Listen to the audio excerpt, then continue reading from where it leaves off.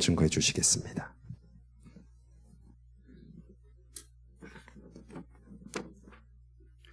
우리가 지금 이 자리에 있는 자체가 하나님의 사랑과 하나님의 은혜가 아니면 절대 불가능한 일이죠. 요한일서 4장 7절부터 16절에 보니까 하나님은 사랑이시다. 하나님이 사랑의 근본입니다. 시작입니다. 그래서 사랑의 출발이 하나님께로부터 우리에게 전달되어졌는데 우리는 그 하나님의 사랑에 감사해서 일평생 하나님께 쓰임 받기를 원합니다. 우리가 잘 아는 요한복음 3장 16절이 말하지 않습니까? 하나님 세상을 이처럼 사랑했다. 어떻게? 독생자를 주시기까지. 누구든지 저를 믿기만 하면 영생을 얻도록. 그게 하나님의 사랑 아니겠습니까? 제가 오늘 새벽에 그래서 하나님 사랑의 끝판이 뭐냐? 예수 그리스도다. 그렇게 표현을 했습니다. 그래서 예수 그리스도 오심이 하나님 사랑의 완성입니다. 요한일서 4장에 보니까 화목제물로 보냈대요.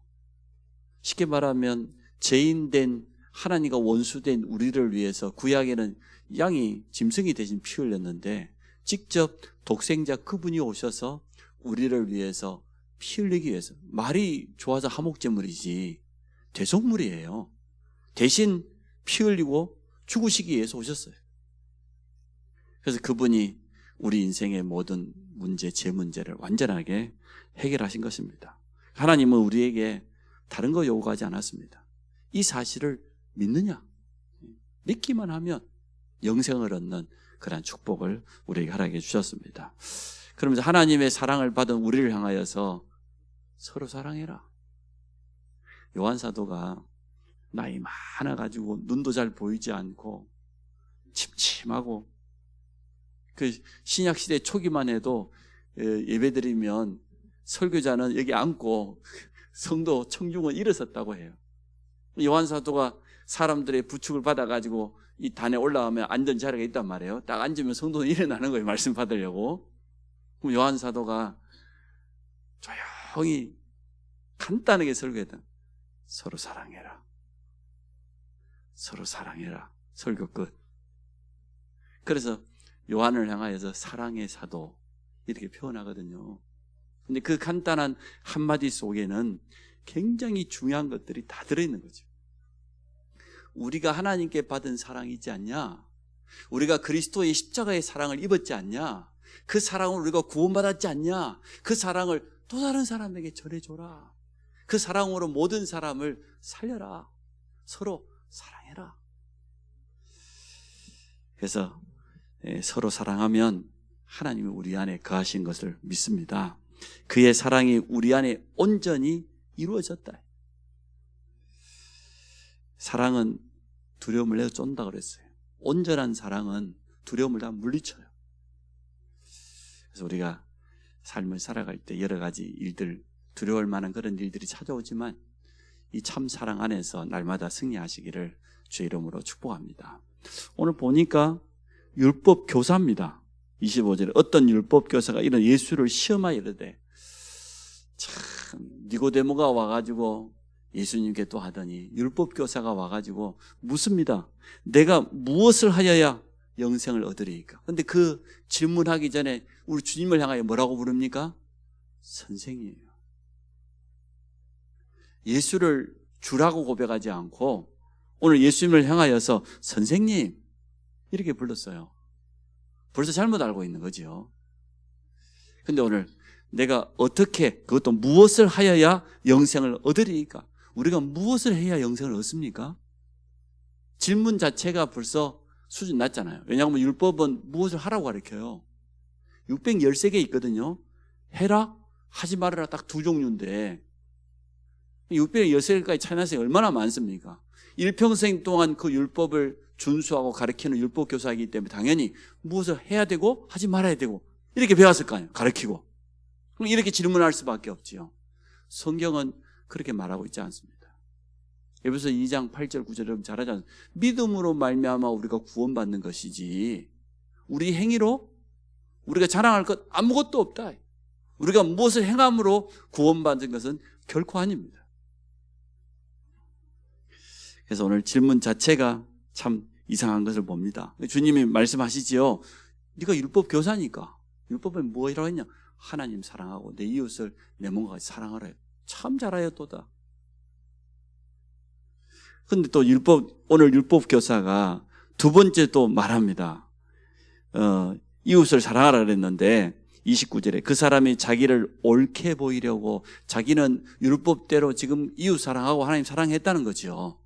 율법에 한치도 어긋남 없이 그렇게 살았다는 거죠. 자기 자신의 삶을 가지고 지금 당당하게 옳게 보이려고 예수께 여짜오되 그러면 내 이웃이 누굽니까?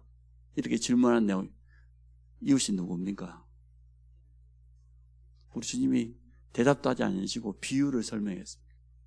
우리 선한 사마리아인 비유라고 보통 알고 있는데요. 정말로 우리 이웃이 누굽니까? 하나님의 사랑을 회복하자고 했는데 우리 안에 임한 하나님의 사랑을 풍성하게 누리고 있으면 당연히 그 사랑이 넘쳐나서 다른 사람에게 전달할 수밖에 없겠죠. 그 하나님 사랑의 결론이 예수 그리스도인데 이 구원의 복음이 흘러 들어갈 수밖에 없죠. 그럼 어떻게 됩니까? 이 하나님의 사랑이 전달되는 현장에는 흑암이 무너져요. 저주, 재앙이 떠나가요. 생명이 살아납니다. 그게 하나님의 사랑 아닙니까? 이 하나님의 사랑을 전달하려고 요한 사도는 죽음을 전혀 두려워하지 않았습니다. 로마가 이 마지막 사도인 요한을 죽이려고 얼마나 애를 썼는지 몰라요. 기록에 의하면 끓는 물에다가 던져 넣었다니까요. 걸어서 나와서. 우리 초대교회 전승에 의하면 물은 몇 도에 끓어요? 100도. 근데 기름은 좀 더 다른 기름들은 높아야 끓단 말이에요. 우리 식용유는 막 튀긴 거 보면 온도가 굉장히 높잖아요. 별의별 짓을 다 했습니다. 우리가 참 신앙 고백해야 될 때가 있습니다. 하나님 앞에서. 모세가 홍해 앞에서 이스라엘 백성들에게 들으라고 했지만 하나님 앞에서 한 말 아닙니까? 너희는 가만히 있어서 오늘 하나님이 너희를 위하여 행하시는 구원을 그건 하나님 앞에서 고백이죠. 정확히 보면 베드로가 초대교회 사도 베드로가 말이에요. 핍박하는 시기하는 유대인들 앞에 그 제사장들 앞에서 사도행전 4장 12절 고백한 것은 사람들 앞에서 한 거지만 사실 하나님 앞에 한 것 아닙니까? 다른 이로서 구원받을 수 없다. 또 우리는 사람 앞에서 중요한 신앙 고백해야 될 때가 있습니다. 가장 중요한 불신자가 되었던 신자가 되었던 사람 앞에서도 신앙 고백해야 될 때 있어요. 다윗이 골리앗 앞에서 고백했던 것처럼. 또 위기가 왔을 때, 큰 문제가 왔을 때 그때도 우리가 신앙 고백해야 될 때가 있어요. 다니엘과 세 친구처럼, 일서처럼, 초대교회 성도들처럼. 풍랑 앞에서도 바울이 신앙 고백하는 거. 그거 전부 하나님 앞에서 하는 거잖아요. 이러한 신앙 고백을 통해서 하나님께 영광 돌려야 되겠는데 우리의 신앙 고백 속에 하나님의 사랑이 담겨 있기를 원합니다. 하나님이 내게 주신 그 사랑을 담아서 그 은혜를 담아서 믿음으로 고백하고 또 믿음으로 전달한다고 하면 현장에 귀한 역사가 틀림없이 일어나게 되어질 겁니다. 자, 오늘 첫 번째로 우리가 생각해 봐야 될 거 강도 만난 자입니다. 그러면 강도 만난 자 그랬는데 강도 만난 자 전에 누가 강도입니까? 이것부터 정확히 알아야 되죠. 물론 오늘 이 사람은 예루살렘에서 여리고로 내려가는 길이에요. 거기서 강도를 만났어요. 예루살렘은 해발 수백 미터입니다. 여리고는 해저입니다. 사실은 바닷가 옆에 있지 않아서 그러지 한참 해저예요. 그러면 굉장히 낮은 지역이에요. 내려가다가 강도를 만났는데 강도는 빼앗고 죽이는 게 뭐 하는 일이니까. 과연 그러면은 육신적인 강도만 진짜 강도입니까? 성경에서 말하고 있는 진짜 강도는 누굽니까? 성경은 분명히 말해놓고 있어요. 요한복음 8장 44절. 거짓말장애인 마귀, 속이는 자, 빼앗는 자, 이간질시키는 자. 이게 진짜 강도 아닙니까? 그래서 우리 주님이 말씀하시기를 요한복음 10장 10절에 보니까 내가 온 것은 양목에게 생명을 주고 풍성히 누리게 함이냐 했는데, 도둑이 온 것은 뭡니까? 도둑질하고 죽이고 빼앗으려고 그리 말씀하셨잖아요. 그래서 지금도 모든 방법을 다 동원해서 영혼을 노략질합니다. 빼앗습니다. 여기에 대해서 우리는 가장 정확히 알고 있지 않습니까? 누가 진짜 강도냐? 오늘 이 비유는 물론 이웃사랑에 대한 걸 우리 주님이 직접 말씀해 주시는 것도 맞지만, 영적으로 우리가 해석해 보면 진짜 강도가 누구냐 말이에요. 물론 이 사단에게 이용당해서 강도질하고 살인하고 범죄 저지르는 사람들 많이 있습니다. 그래서 우리 인간에게 진짜 강도는 누구냐 말이에요. 사단이요. 지금도 활동하고 있어요. 그럼 우리가 무엇을 빼앗겨 버렸습니까? 무엇을 강도합니까? 하나님이 우리에게 하나님의 형상을 주신 것은 하나님이 가지고 있는 사랑, 하나님만이 가지고 있는 하나님 안에만 있는 참된 진리, 이것을 우리가 그대로 닮은 거거든요. 영적인 생명도 맞지만 하나님이 우리 인간에게 하나님의 형상을 주었다는 건 하나님만 가지고 있는 특성이 있거든요. 그것을 우리 인간 속에 그대로 담아주셨어요. 그러니까 온 땅을 정복하고 차지하고 다스릴 수 있는 거죠. 그 놀라운 능력과 지혜, 단순하게 에덴 동산이라고 표현했습니다마는 에덴 동산은 하나님이 우리 인간에게 주신 가장 축복된 현장 아닙니까? 모든 땅, 모든 생물을 다스리고 지배할 수 있는, 정복할 수 있는 그런 능력을 다 담아준 거예요. 단순하게 영적인 생명만 의지하는 게 아니고 그게 하나님의 형상이거든요. 하나님만 가지고 있는 그 의로움, 거룩함, 그게 우리 인간에게도 있어요. 이걸 노략질 당했어요. 이걸 빼앗겼어요. 죄로 말미암아 하나님의 형상을 잃어버렸습니다. 하나님과 완전 단절, 영적으로 죽음을 맞이했기 때문에. 그래서 하나님이 주신 이 어마어마한 축복이 있잖아요. 사실은 대리자로서 우리 인간에게 주신 완전한 축복이 있는데 이것을 놓쳐버렸습니다.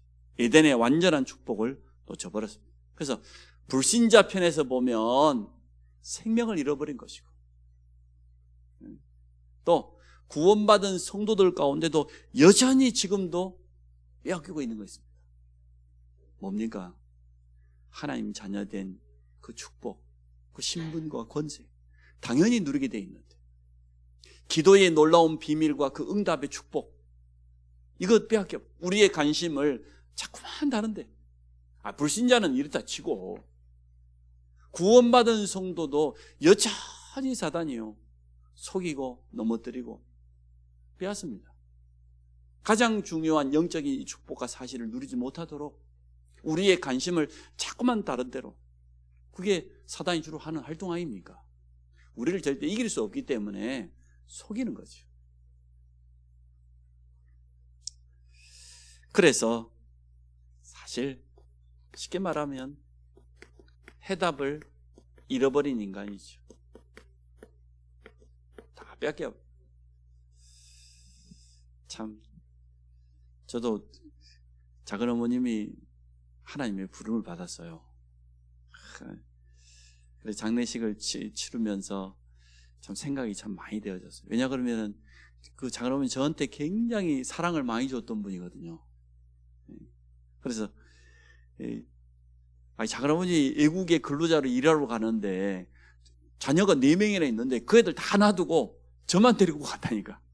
제가 처음으로 김포공항 갔던 이야기 전에 했잖아요. 에스컬레이터 처음 타고 뭐 코코아를 갔다가 한 10잔 빼먹었다고. 자판기를 처음 봐가지고 촌놈이, 야, 용돈은 받아간 게 있지.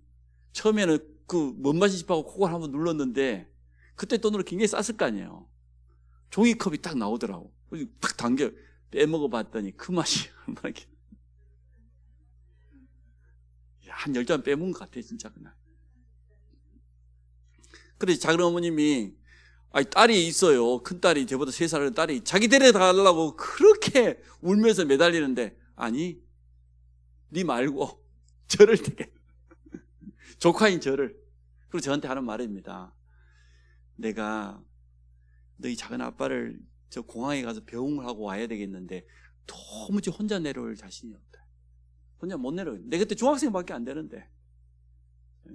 그래서 너라도 의지해야 되겠다는 거예요. 같이 가자는 거예요. 자, 그런 말 좀 도와달라. 저야 뭐 할렐루야지. 서울 한 번도 안 가봤는데 얼마나 좋았겠어요.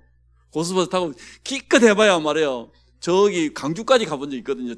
초등학교 옛날 국민학교 수학여행. 서울을 간다 그러니 얼마나 마음이 설레겠습니까? 제가 정말 눈이 막 휘둥그레졌습니다. 서울대공원 옆에 지나가 봤는데 놀랐어요. 그렇게 저기에 사랑을 많이 줬어요. 언제나 저 뒤에서 지지해주고, 그리고 언제나 자기 딸 이름 부르고 내 이름 부르고 두 개만 불러요. 얼마나 세게 부르는지 온 동네 사람이 다 알아. 그래서 자, 그러면 이제 사명을 다 마치고 하나님의 부름을 받았어요. 참 많은 생각이 되어졌어요. 내가 받은 사랑이 있다 보니까. 여러분도 받은 사랑이죠. 근데 하나님의 사랑은 거기에 비할 데가 없지 않습니까? 근데 그 사랑을 강도질 당했다니까, 지금. 맞지 않습니까? 그 사랑을 빼앗겨 버렸어요. 잃어버린 인간, 고아의 영적인 고아라고 하는 표현이 너무 정확하게 맞는 겁니다. 부모 없는 고아는 보호막이 없잖아요. 도와줄 사람이 없잖아요. 하나님 잃어버린 인간은 똑같은 겁니다. 근데 오늘 우리 주님이 비유를 통해서 말씀하십니다.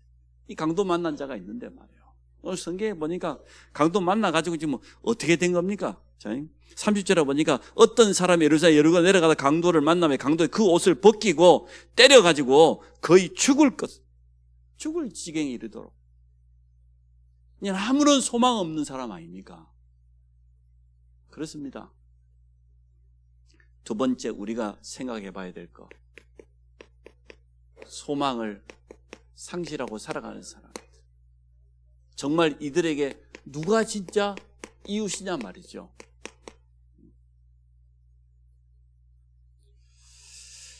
근데 오늘 주님이 비유를 들었는데 두 종류의 사람이 피해갔어요.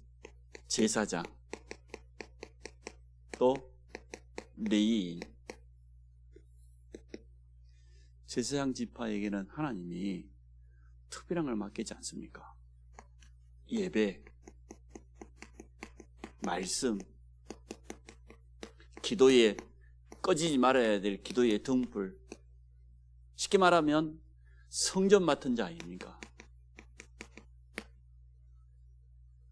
하나님께로부터 가장 축복된 직분을 받은 사람들이 제사장이고 레위인입니다.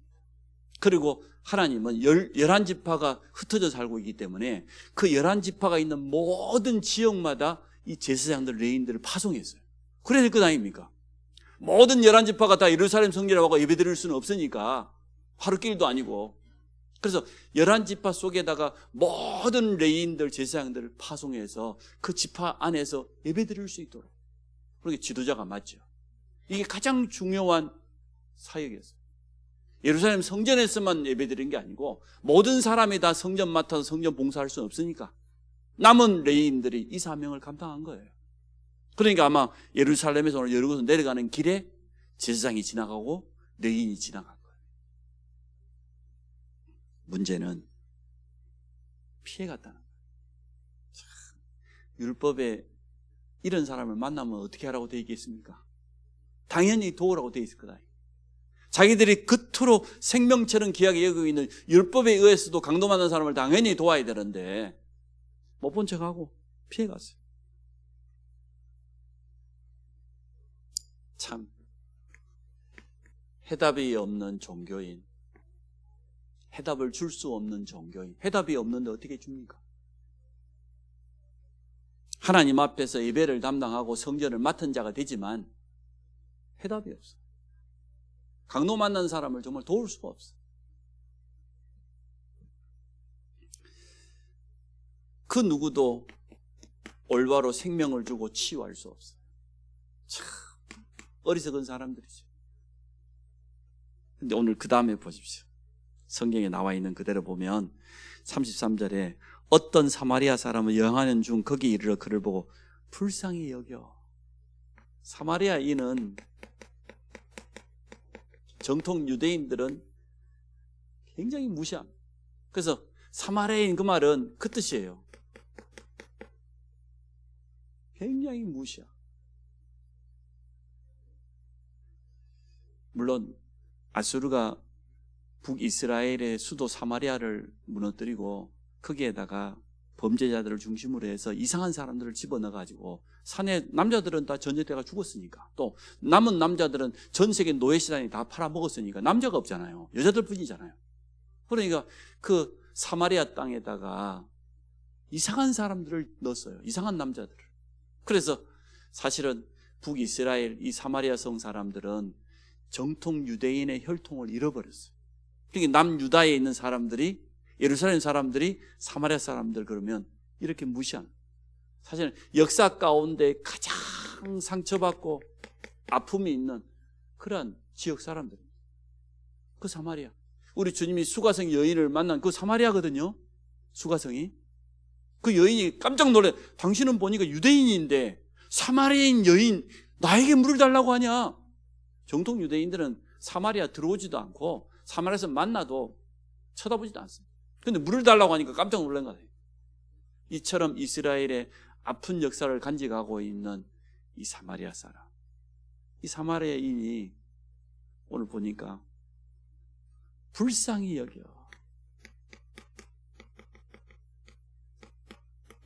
참. 그를 보고 어떻게 했다고 했습니까? 34절에 가까이 가서 기름과 포도주를 그 상체에 붓고 싸매고 자기 짐승의 주막에 데려가고 가서 돌보아 줬는데 그 이튿날 보니까 자기는 할 일, 자기 일을 해서 떠나야 될 것. 주막 주인에게 돈을 맡기면서 취해 주라고. 혹시나 경비가 더 든다면 내가 돌아오는 길에 갚아주겠다. 참 불신자 중에서도 이러한 선행을 하는 사람들이 많이 있는 것 같아요. 우리가 생각지도 못하게 자기 전 재산을 학교재단에 기부하기도 하고 매년마다 연말이 되어지면 전주를 비롯해서 몇 군데 지역에 보니까 쌀 몇백 개 가마니에다가 현금하고 매년마다 내놓는 사람이 있더라고요. 몇몇 지역에 보니까 참 어려움 당한 이웃들을 위해서 써달라고 하면서 참 선을 행하는 그런 귀한 분들이 있어요. 참 감사할 일이에요. 근데 우리는 오늘 이 본문을 가지고 육신적으로만 선행으로 볼 것이 아니라 영적으로 봐야 될 줄로 믿습니다. 정말로 성경을 매일 읽고 있는 이 레위인들, 제사장들이 성경에서는 내 이웃을 내 몸과 같이 사랑하라 그랬는데 도리어 강도 만난 자를 못 본 채가 피해 도망갔다. 그런데 모든 유대인들이 무시하는 사마리아인이 가서 그를 도왔다. 사실은 살려낸 거죠. 소망이 전혀 없는 그 현장에. 그럼 이것을 단순하게 선행으로만 봐야 됩니까? 영적인 의미로 보면 정말 우리가 가지고 있는 그리스도의 십자가의 사랑 가지고 또 다른 사람을 이렇게 살려내라 그 말 아니겠습니까? 우리 주님이 그러면 선행하라, 착하게 살아야 된다, 그걸 하려고 십자가 지셨습니까? 그건 아니지 않습니까? 강도 만난 자를 살렸습니다. 우리 현장에 여전히 강도 만난 사람이 있습니다. 미안하지만 구원받은 성도도 빼앗겨버린 거 너무 많아요.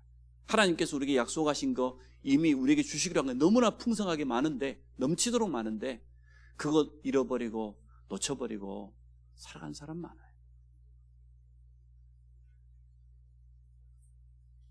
결국은 해답을 주는 자입니다. 해답을 가지고 있으니까 해답을 전달하는 자. 이 사람이 진짜 이웃. 주님 묻죠. 누가 진짜 이웃이냐?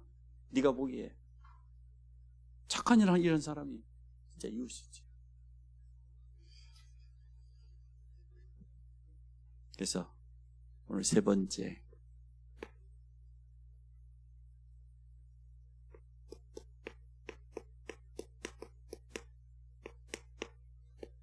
우리가 참 이웃이 되기를 주의 이름으로 축복합니다. 그래서 오늘 제목이 가서 너도 이와 같이 해라.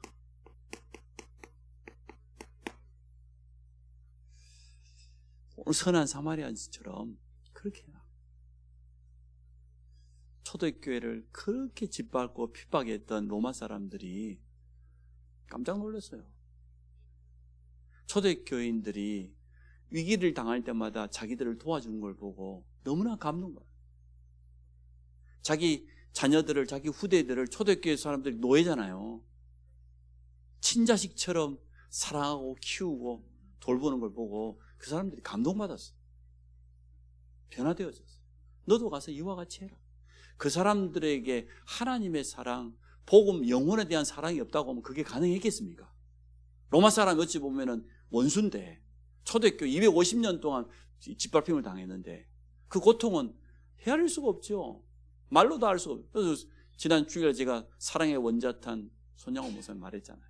원수였던 그 아들을 양자로 삼아가지고 말이에요. 야, 하나님의 사랑이 아니고는 도무지 가능하지 않죠. 오늘 율법 교사에게 주신 말씀이 아니고 여기 있는 우리에게 주신 말씀인 줄로 믿습니다. 우리에게 주신 미션이다. 너도 가서 이와 같이 해라. 전혀 소망 없이 강도 만난 사람, 영육간의 모든 거 다 빼앗기고 살아가는 사람에게 가서 답을 줘라. 살려내라. 그 말이죠.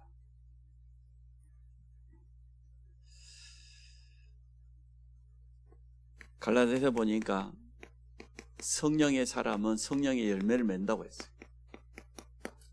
사랑, 희락, 화평, 오래 참음, 그 중에 또 자비 나오잖아요. 자비, 양성, 충성, 온유, 절제, 9가지 사랑의 열매가 나옵니다. 하나님 앞에서 우리가 회복해야 될 것 있습니다. 하나님이 우리에게 주신 거 있잖아요. 사랑, 그 하나님 주신 그 기쁨, 희락, 비교할 수가 없죠. 당연히 하나님께 충성할 수밖에 없는 거죠. 근데 우리가 이웃들에게 정말 베풀어야 될 거 있습니다. 내가 받은 사랑이 너무나 크기 때문에 이웃을 향하여서 오래 참고 자비하고 양선하고, 그러면서 내 개인적으로 하나님 앞에 열매 맺어야 될 거 마지막 3가지 또 나오죠. 충성, 온유, 절제. 그건 내가 하나님 앞에서 하나님이 내게 베풀어 주신 그 사랑이 있으니까 그 사랑 가지고 이웃들을 향하여서 자비를 베푸고 양선을 베푸고 오래 참음. 그러면 당연히 내가 하나님 앞에서 열매 맺게 돼 있어요.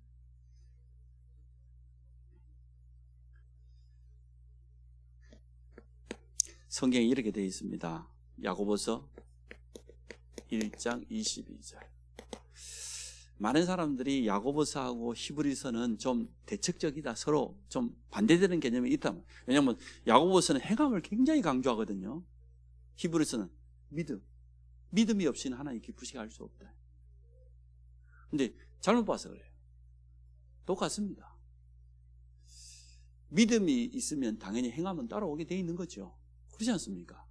야고보서 1장 20절에 말하냐, 너희가 말씀을 행하는 자가 되고 듣기만 하고 자신을 속이는 자가 되지 마라. 말씀을 들었는데도 행하지 않으면 속이는 자.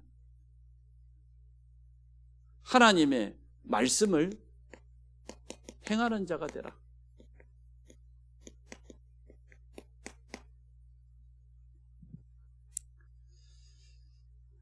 말씀을 행하지 않는 것은 자기 자신을 속이는 자와 같다고 했습니다. 아예 야고보서 2장 19절에 보니까 행함이 없는 믿음은 죽은 믿음이다. 그렇게까지 표현했습니다. 그래서 우리는 이 말씀을 의지해서 진짜 우리 이웃 사랑에 도전해야 되겠습니다. 저도 이번 주 말씀을 가지고 이방 나그네 생각해 보고요. 또 가부와 고아, 우리 교회 안에도 실제로 그런 분들이 있잖아요. 참 물질적으로 가난하고 어려움 당한 사람은 분명히 있는데 많이 생각이 났어요. 또 그분들을 우리 교회가 도울 수 있는 방법이 뭘까, 이런 부분도 많이 생각해 봤습니다. 우리 이웃들도 마찬가지입니다. 정말로 하나님의 사랑이 필요한 사람. 그런데 한번 생각해 보십시오. 사실은 이웃을 사랑하는 게 나를 사랑하는 겁니다. 그죠? 나를 치유하는 길입니다. 나를 살리는 길입니다. 반대로 그러면 형제를 미워하고 이웃을 미워하면 내가 살까요? 내가 어떻게 되겠습니까? 내 마음속에 미움이 가득 차 있다고 하면 내 마음 상태, 정신 상태, 영적 상태가 어떻게 되겠습니까? 점점 어두워져. 사실은 네 이웃을 사랑하라고 말은 하나님이 나를 살리라는 거예요. 맞지요? 나 자신을 치유하고 나를 살리는 것이 바로 이웃 사랑이에요. 여러분 그렇게 하시기 바랍니다. 또 한편으로 우리가 복음 안에서 모든 성도를 사랑하고 성도와 하나 되어지고 이렇게 해야만 영적인 시너지가 이 능력이 합쳐져 가지고 진짜 역사를 이루는 거예요. 성도 한 사람 한 사람이 각계전도 해갖고는 되어지지 않아요. 그러나 모든 성도가 하나 되어졌어. 초대교회도 보니까 일심으로. 그때 진짜 이 능력은 막을 수가 없는 거죠. 오늘 말씀을 다시 한번 정리해 봅니다. 우리 곁에 강도 만난 자 있습니다. 구원받고도 우리가 당연히 누려야 될 축복들을 상실하고 살아가는 경우가 참 많습니다. 그런데 이 강도 만난 자에게 진짜 손을 내민 선한 사마리안처럼 우리 안에 있는 이 사랑을 풍성하게 누리고 또 다른 사람을 살리는 이러한 축복 누리시기를 바랍니다. 가서 너도 이와 같이 해라. 오늘 여러분 이제는 여기서 미션을 붙잡으셔야 돼요. 나도 이와 같이 해야 안 되겠냐. 그래서 제가 집사람하고 갔다 오면서 이야기를 했어요. 그래, 우리도 어려운 성도들을 돌아보고 위로하고 그렇게 해야 되겠다. 그래서 여러분의 그 사랑과 헌신 때문에 많은 사람들이 힘을 얻고 소망을 얻고 회복되기를 주의 이름으로 축복합니다. 우리 같이 한번 결단하는 기도합니다. 진짜 하나님의 참 사랑을 전달하는 증인이 되게 하여 주옵소서. 오늘 말씀을 통해서 내게 주시는 분명한 미션을 붙잡게 하시고 이웃을 사랑하고 성도와 하나 되는 게 결국은 나를 살리고 나를 치유하는 길입니다. 이 축복을 누리는 우리 모든 성도들이 되어질 수 있도록 우리 한번 같이 한번 기도합니다.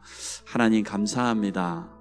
사랑의 시작이 하나님에게서부터 시작되었고 독생자까지 아낌없이 우리를 위해 보내주신 그 하나님의 사랑, 십자가의 사랑 때문에 우리가 구원받았으며 여기까지 인도받게 되어졌습니다. 우리 모든 성도에게 오늘 말씀을 기억하면서 빼앗겨버린 강도 만난 자들을 살리는 일에 쓰임받을 수 있도록 축복해 주시기 원합니다. 구원받은 성도에게 주어져 있는 이 놀라운 영적인 축복과 비밀을 날마다 누리게 하여 주시고 또 이것을 전달하는 증인으로 서도록 축복하여 주셔서 하나님의 사랑이 필요한 자, 이 복음이 전달되는 현장마다 모든 흑암이 무릎 꿇으며 저주가 떠나가는 산 증거를 얻도록 주여 축복하여 주시기 원합니다. 오늘 말씀을 통하여서 내게 주시는 하나님의 중요한 음성을 듣게 하여 주시고 확실한 미션을 가지고 믿음에 도전을 하며 우리 주위에 어려움 당하는 많은 성도들과 이웃들을 살리는 일에 쓰임받을 수 있도록 축복하여 주옵소서. 예수 그리스도 이름으로 기도합니다.